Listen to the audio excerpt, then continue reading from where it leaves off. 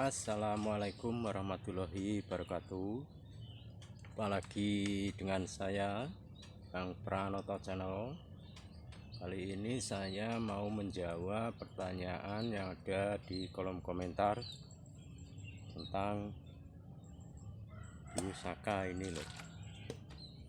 Kenapa tanaman itu kok bisa sehat dan subur kalau dikasih biosaka? Gini penjelasannya loh. Biosaka ini kan terbuat dari tanaman yang mampu tumbuh di musim kemarau ataupun musim penghujan loh. Seperti rumput itu, rumput yang di pinggir kali itu, yang di papringan itu kan subur loh, walaupun tanpa perawatan. Rumput bisa, daun tales juga bisa, daun apa itu, pokoknya daun pisang juga bisa, tapi yang dipilih harus yang sehat semua lor, dan yang enggak terserang hama. Itu cara membuatnya, yaitu kita taruh di air di dalam ember gitu ya, kira-kira dua aqua ini. Tapi proses meremasnya itu tangan nggak boleh diangkat loh, karena kita lagi ngambil selnya, dan pikiran ini harus sinkron loh. Pikiran harus optimis kalau tanamannya bakal tumbuh subur dan berhasil gitu. Jadi nggak boleh berpikiran negatif kalau sedang membuat biosaka. Itu kan transformasi energi tolong sebenarnya, itu yang berperan sebagai elisitor. Jadi sel yang sehat kita tularkan ke sel tanaman padi kita.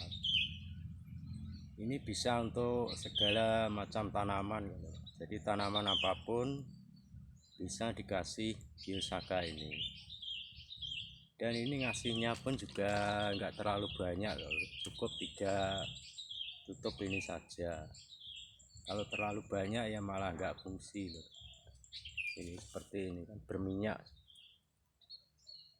Ini bisa diuji kalau pembuatannya. Kalau mau menguji itu silahkan ngambil bahan yang sama di tempat yang sama dan dibuat bersama-sama, dan sini sama sini gitu loh, 2 orang gitu loh. Yang satu berpikiran positif dan yang satu berpikiran negatif loh. Pokoknya wes tuh kata-katanya nggak enak gitu loh sama air itu nanti bisa langsung dibuktikan di situ. Prosesnya ya 10 menit atau 15 menit gitu. Dan yang berpikiran positif itu cenderung biosakanya jadi loh, seperti berminyak itu. Dan yang berpikiran negatif dan pokoknya yang berpikiran macam-macam itu ya tetap air loh, nggak ada reaksi apapun. Disemprotkan ke tanaman juga nggak ada reaksi loh. Karena kita kan sedang transformasi energi gitu. Air itu kan bisa membaca apa yang kita ucapkan loh. Seperti air dikasih doa-doa, itu dikasihkan orang sakit bisa sembuh. Itu kan sebenarnya air juga mampu membaca, mampu merekam. Jadi waktu membuat biosaka ya seperti itu loh. Kita berdoa, sambil berdoa berpikiran positif kalau tanaman kita itu bakalan berhasil. dan air itu juga merespon doa kita kok. Bisa dicek itu air ini. Tanaman saya kan sekarang saya semproti pakai ini Biosaka yang saya campur dengan VOC itu. Dan ada lagi yang bertanya kenapa kok dikasih nama Biosaka. Bio itu kan bio itu kan dari kata biologis, dan saka itu kembali ke alam.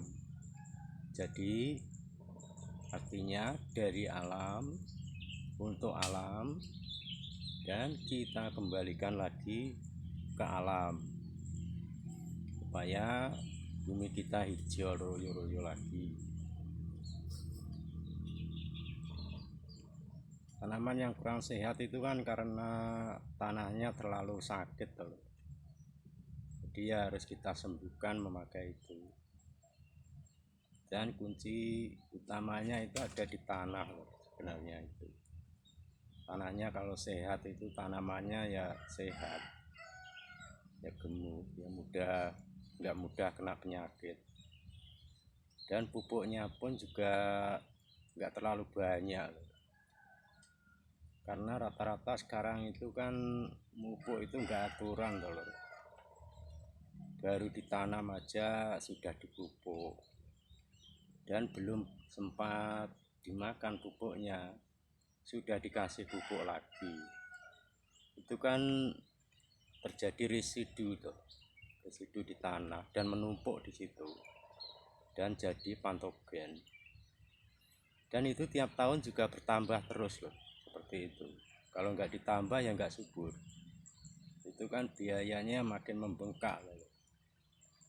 Makanya saya beralih ke semi organik kan seperti itu. Tahun yang lalu itu saya gagal terus loh nanam padi itu. Untuk menutup biaya produksi itu aja nggak bisa, malah saya kerja itu malah untuk beli itu. Intinya kalau pupuk itu ya diatur loh.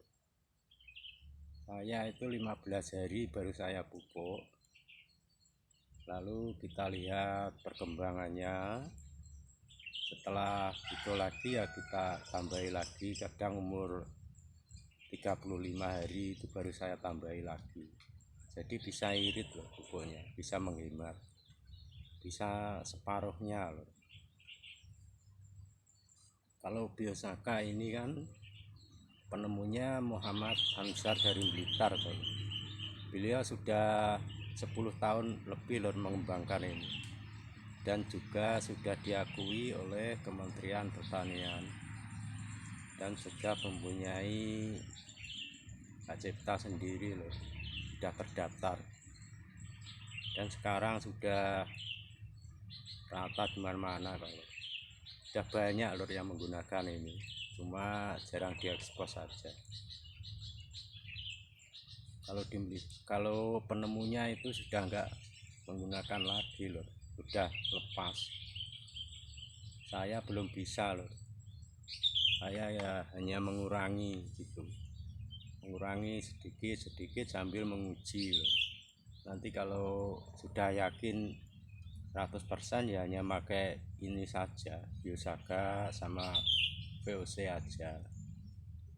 Kalau penemunya itu kan sarannya ya hanya menggunakan Biosaka ini aja, tapi nyemprotnya itu spoilernya diarahkan ke atas, jadi enggak ke bawah gitu, enggak dikenakan daunnya, enggak dikenakan tanamannya, itu kan hanya embunnya yang diambil. Saya belum berani loh seperti itu, soalnya saya kan masih mencampur dengan VOC itu. Makanya saya arahkan seperti nyemprot biasanya itu sambil menguji loh.